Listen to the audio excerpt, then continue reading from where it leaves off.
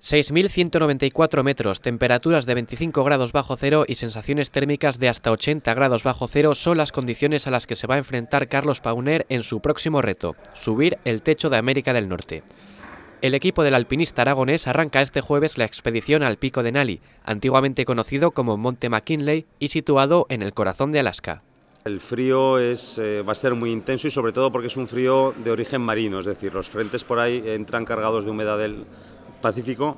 y vamos a tener pues, viento, frío y la climatología es bastante mala en general en esta montaña y es conocida como bastante mala, ¿no? Esta expedición forma parte del proyecto Siete Cimas, en el que Pauner se plantea coronar el pico más alto de cada continente a un ritmo de 2 ascensiones por año. Tras plantar la bandera en lo más alto del Elbrus, Aconcagua y Kilimanjaro, el alpinista jacetano afronta su primer reto de 2017 con una escalada diferente a las que está acostumbrado.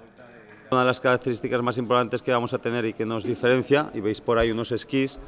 bueno, pues que vamos a tener que aproximarnos hasta el pie de la montaña precisamente llevando toda nuestra carga en un trineo por un glaciar, ¿no? Y para eso usaremos los esquís de montaña y un trineo que iremos tirando de él más o menos con unos 25 o 30 kilos de peso, más la mochila,